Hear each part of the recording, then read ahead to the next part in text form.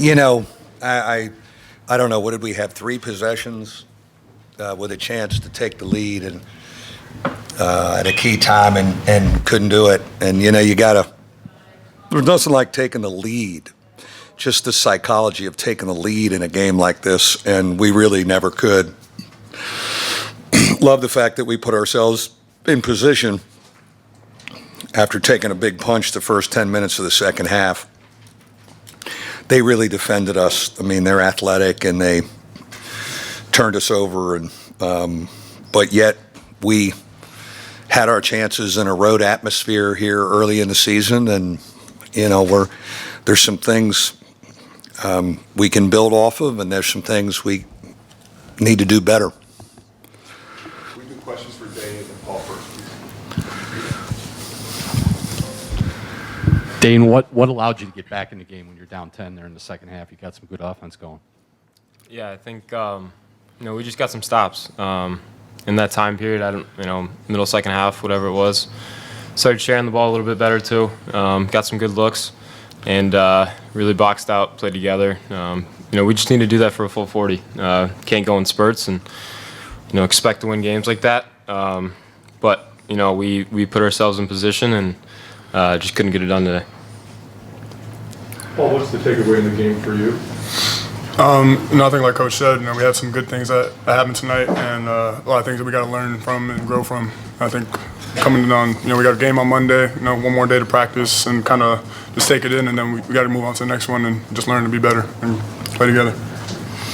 Paul, how do you feel about how you guys handled Trayce Jackson-Davis? And it seemed like you kind of had him bottled up a little bit to start, and then what kind of happened there in the second half that he was able to do? We obviously took him into account as one of the best players that we're going to go against tonight, and I think he's a really good player, and he's able to get a lot of good shots up, and he made a lot of tough ones, and I think it's just something we got to continue to work on, but overall I think we did a decent job. Anything else for the student athletes? Dane, when you guys had a few of those open threes that I'm sure you make a ton of times in practice and whatnot, how tough was that just to have none of them go in, and what that would have done for you if they did? Yeah, like I said, I thought we put ourselves in position, and especially in that stretch, we had some open looks. We were sharing it, just couldn't get them to go. I think with time and us playing together more, we're going to keep getting those good looks, and you can't hang your head after a miss, and you got to move on to the next play. So that's what we're doing. Like Paul said, we have a game coming up on Monday, and we got to get ready for that tomorrow, and then leading into Monday. Okay, Dane and Paul, thank you guys.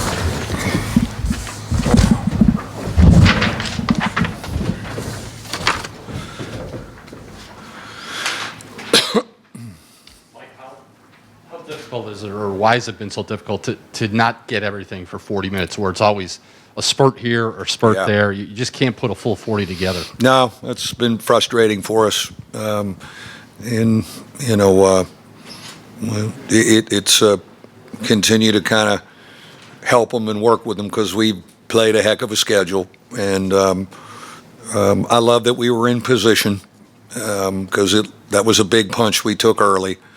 And I think it shows it's a group that's going to keep swinging. But it's one of the questions about those open looks, like, we're going to have to make some more from out there at key times. And, we didn't capitalize on any of them.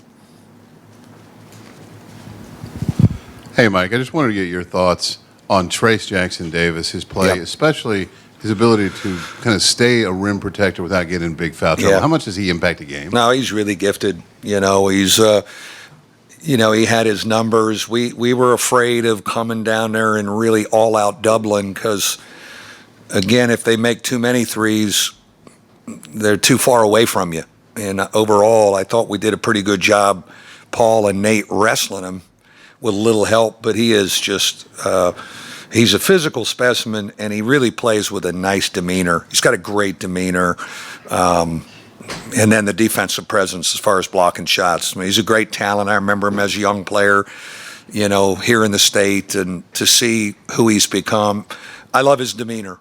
He just kind of plays, and he gets banged on a lot, and we had the hard foul incident, and he's, him and Cormac Ryan are like, I know what you were. It was, he's got a great frame of mind. Like the shooting. I mean, I know you've seen these guys make a lot of threes for 3 years, but how do you kind of explain going 9 games in here and it's still kind of waiting for it? Yeah, I mean, it's one of those things where I don't want to, talk to them too much about it. So because they're thinking enough. Right now, they're thinking enough. And, but God, some of those looks we got after some movement, those are the ones you got to get to steal this one. And we haven't been able to get them enough, not only in this game, but all year to date. I do think that the guys that are not shooting well are better shooters. And I bank on the law of averages here, kicking in at some point. I guess going back to talking about Trace's rim protection and Indiana more in general, when they can make it tough defensively, what do they do well that just kind of cranks up that pressure? Well, he's just so good. I mean, I think we had 2 possessions where we got it to Atkinson, right, with a chance to maybe take the lead, and it was one-on-one in the post. And I think Paul is still in a little bit of an adjustment period coming from the Ivy League, playing against Trace Jackson Davis kind of bodies that keep coming at him. And I thought he made an unbelievable play on the reverse layup to block it. I mean, it's just a big-time NBA prospect defensive play. Atkinson looked around like, where'd he come from? But again, he's got a good demeanor. He's got a great tempo. He's long. He's up above the rim. When you have a guy that can take away some stuff at the rim defensively, it does help your defense. It really makes your other guys confident, and they have that with him back there. Mike, nearly 10 games, a third of the way through the season almost. How do you get Prentice and Nate going for you when they've done so much in the past? Yeah, we really need them. They've struggled. There's no question about it. I thought Prentice was in a better rhythm tonight, kind of in the second half, making plays for us and leading and running our team. We're going to need them both. I mean, they're key guys for us. I think I got to keep trying to figure out how to help them. And a lot of times when you're struggling, you need one good game to kind of jumpstart you. And I'm going to try and convince them that's Monday night. Let's do 2 more. Yeah, Coach, with Indiana shooting threes a little bit better than what you've seen from them in the past, how tough of a cover are they when you have to decide between doubling the post versus covering those threes? Yeah, that was the dilemma, really, the whole night. And he's getting some layups and some twos, and we were able to, the other night against Kentucky, they couldn't make any of them, and we started to help more. I felt like they were all better shooters tonight, no matter what their numbers say, because the atmosphere sometimes make you feel like you're a better shooter than your percentages. And so I'm thinking if too many of them go in, we're not, it would have been, if we would have been down 15 or 17. We were down 10 and we had it within striking distance. And so that's a dilemma for us. How do we help our big guys in the post, and how do you not give up so many threes? Yeah, Coach.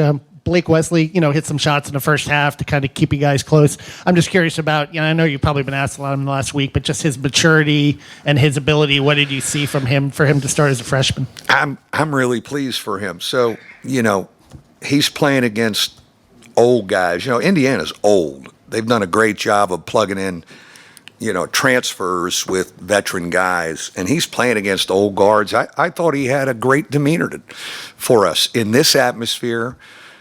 The kid from South Bend playing Indiana on this stage. I think he had 25 people come down from South Bend, and I thought he handled it great.